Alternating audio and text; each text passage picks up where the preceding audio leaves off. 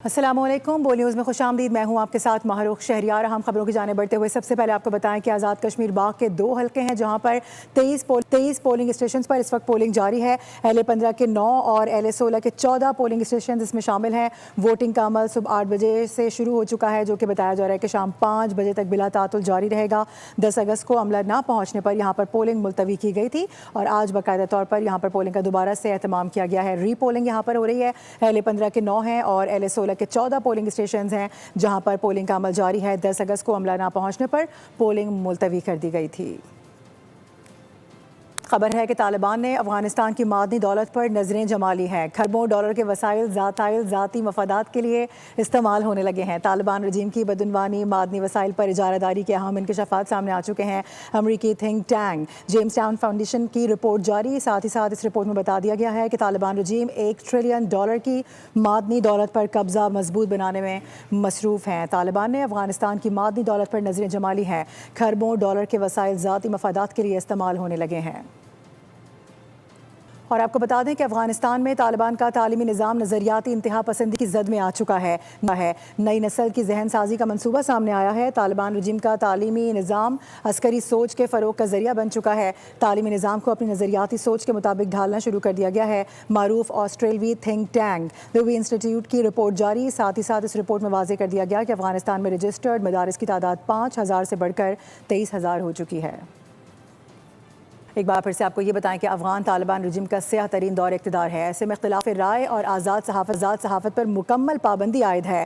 5 سالہ دور میں صحافیوں کو سنگین مسائل کا سامنا رہا ہے۔ آزاد میڈیا پر پابندی ہے، تشدد ہے اور سینکڑوں میڈیا ادارے ہیں جو کہ بندش کا شکار ہو چکے ہیں۔ اس حوالے سے کافی سارے ایسے ادارے ہیں جن کی جانب سے رپورٹس جاری کی گئی ہیں۔ انٹرنیشنل میڈیا اس حوالے سے کافی آواز اٹھا رہا ہے۔ افغان طالبان رجیم کا سیاہ ترین دور اقتدار ہے، اختلاف رائے اور آزاد صحافت پر مکمل پابندی ہے۔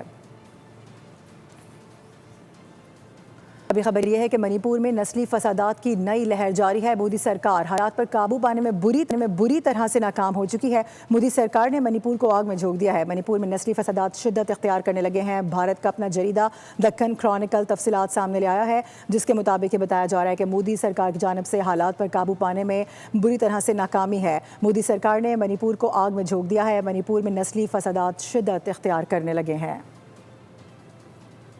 جبکہ دوسری جانب پاکستان کی علاقائی عسکری بالادستی بحال ہو گئی ہے۔ بھارت کی جانب سے پاکستان کو تنہا کرنے کا منصوبہ ناکام ہو گیا ہے۔ معروف امریکی خارجہ پالیسی کا بھارتی نیوز پلیٹ فارم دی ورلڈ کو انٹرویو مکہ دفاعی معاہدہ اسلام آباد کے لیے بڑی کامیابی قرار دیا جا رہا ہے، جبکہ بھارت نے مشرق وسطیٰ میں اربوں ڈالر خرچ کیے ہیں مگر ناکام رہا ہے، یہ واضح کیا گیا ہے۔ پاکستان کی جانب سے علاقائی عسکری بالادستی بحال ہو رہی ہے اور دنیا بھر میں اس کا اعتراف کیا جا رہا ہے۔ بھارت کا پاکستان کو تنہا کرنے کا جو منصوبہ تھا وہ کھٹائی میں پڑتا ہوا نظر آ رہا ہے۔ معروف امریکی خارجہ پالیسی کا بھارتی نیوز پلیٹ فارم دی ورلڈ کو انٹرویو، جس میں اس بات کا اعتراف کیا گیا ہے کہ مکہ دفاعی معاہدہ اسلام آباد کے لیے بڑی کامیابی ہے۔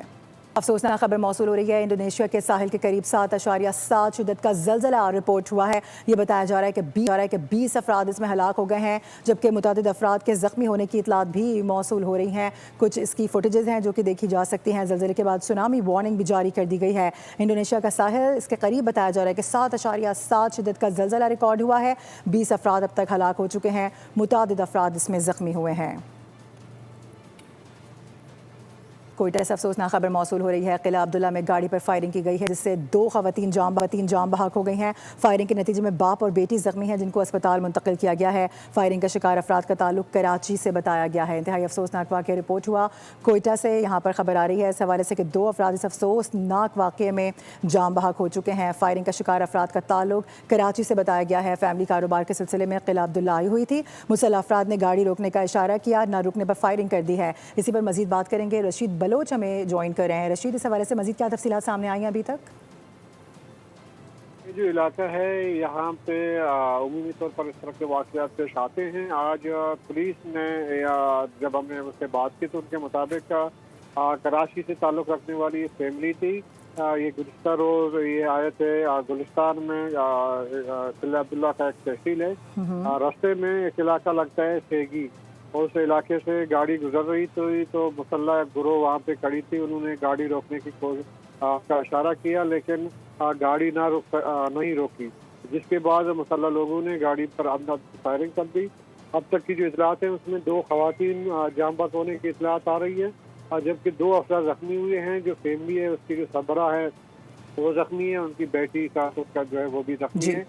जख्मी को कोशिश की जा रही है कि कोयटा मुंतकिल किया जाए। ताहम पुलिस के मुताबिक अब तक कोई गिरफ्तारी नहीं हो सकी है। सही। ताहम ये वाकया जो है इलाके में जो है वो खौफ फैला रही है। ठीक है रशीद, आगाह करने के लिए आपका बेहद शुक्रिया। खबर है कि सानिया गुल प्लाजा ऐसे में मुल्जिमान की अबूरी जमानत में 5 सितंबर तक तौसी कर दी गई है। तफ्तीशी ऑफिसर ने चालान अदालत में पेश कर दिया है। सानिया गुल प्लाजा में 73 से ज़ायद अफराद जाम बहक हुए थे। इस केस की समाअत हुई है और मुल्जिमान की अबूरी जमानत में 5 सितंबर तक की तौसी कर दी गई है। तफ्तीशी ऑफिसर ने चालान अदालत में पेश नहीं किया है। ये बताया जा रहा है कि सानिया गुल प्लाजा में 73 से ज़ायद अफराद जाम बहक हुए थे। इसी पर मजीद बात करेंगे, खुरम गुलजारा में ज्वाइन कर रहे हैं। खुरम बताइएगा।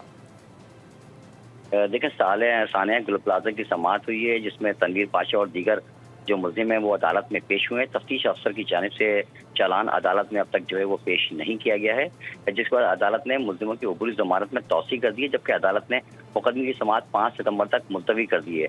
सानिया गुल प्लाजा में 73 से ज़ायद अफराद जाँ बहक हुए थे, जिसके बाद मुकदमा दर्ज हुआ और इन मुल्जिमान है वो अब अबूरी जमानत पर हैं। ठीक है, इस हवाले से आगाह करने के लिए बहुत शुक्रिया। अपडेट करें आपको कि गुड्स ट्रांसपोर्टर्स की हड़ताल का आज 8वां रोज़ है। ऐसे में मुल्क भर में अशिया की तरसील, बरामदात और दरामदात के जो कंटेनर्स हैं वो रोक दिए गए हैं। यौमिया 10,000 कंटेनर्स पोर्ट से निकलते हैं। गुड्स ट्रांसपोर्टर्स की जानिब से शिकवा किया जा रहा है कि मईशत को 50 अरब से ज़ायद का नुकसान अभी तक हो चुका है। मजीद बात करेंगे, कफील अहमद हमें ज्वाइन करें। कफील, इस पर अभी तक कोई पेशरफ क्यों नहीं हो पा रही है?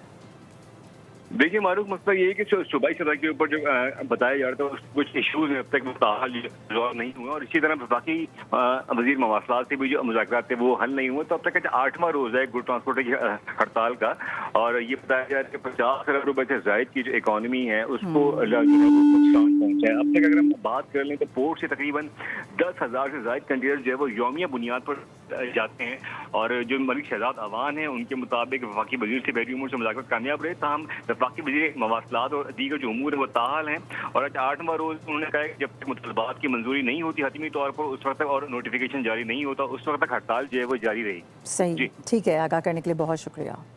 पाकिस्तान की सिफारती महाज पर कामयाबियाँ उसे दुनिया में मुनफरिद मकाम दिला रही हैं।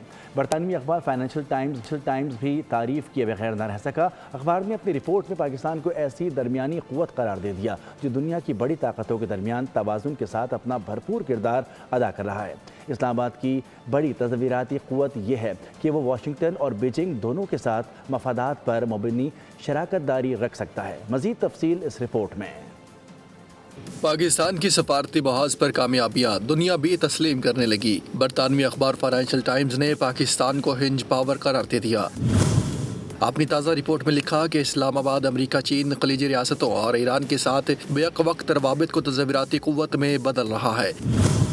पाकिस्तान बदलते हुए आलमी निज़ाम में ज़्यादा फ़ाल और मौसर किरदार अदा करने के लिए आगे बढ़ रहा है। सऊदी अरब और तुर्की के साथ मक्का मुश्तरका दिफाई मुआहिदा पाकिस्तान की बढ़ती हुई इलाकाई सलामती की अहमियत की अक्कासी करता है।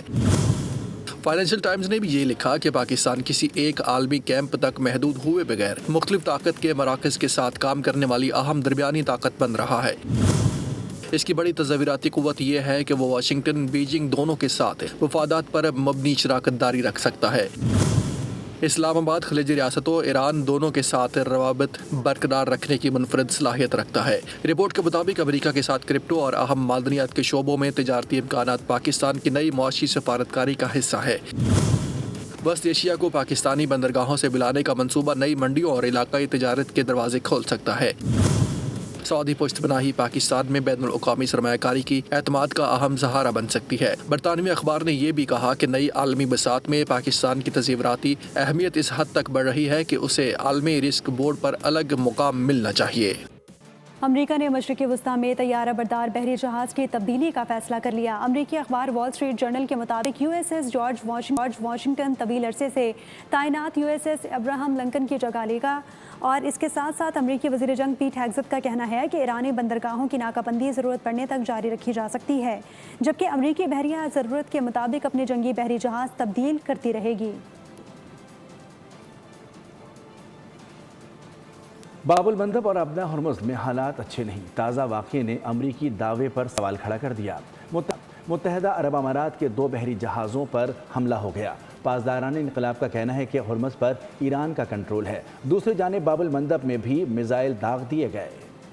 امریکی دعوے کے باوجود آبنۂ ہرمز میں کشیدگی برقرار، 2 اماراتی آئل ٹینکرز نشانہ بن گئے۔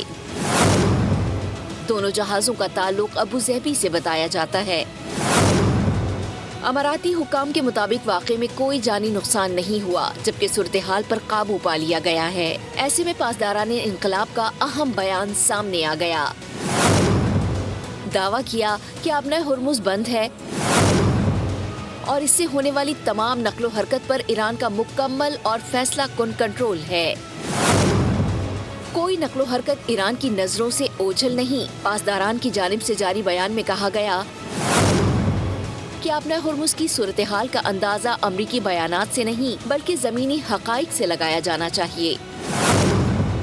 ادھر یمن میں حوثی گروپ کی جانب سے بھی آبنۂ باب المندب کے قریب 2 میزائل داغ دیے گئے۔ یوں خلیج میں بحیرہ احمر تک اہم ترین بحری گزرگاہوں میں کشیدگی میں اضافہ ہو گیا ہے، جبکہ عالمی تجارت اور توانائی کی ترسیل کے حوالے سے بھی خدشات بڑھتے جا رہے ہیں۔ حوثیوں کی جانب سے ایک بار پھر سعودی عرب پر حملے کا دعویٰ کر دیا گیا۔ حوثی گروپ کے مطابق ڈرون حملے جازان میں کیے گئے، جس میں آرامکو کی آئل ریفائنری کو نشانہ بنایا گیا۔ حوثیوں نے حملہ سعودی کارروائیوں کا جواب قرار دیا، تاہم سعودی عرب کی جانب سے خبر پر کوئی رد عمل سامنے نہیں آیا۔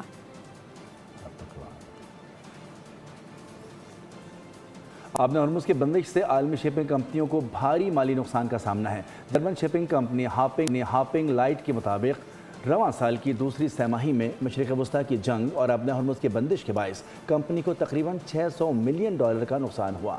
کمپنی کا خالص منافع گزشتہ سال کے $306 ملین سے کم ہو کر $83 ملین رہ گیا۔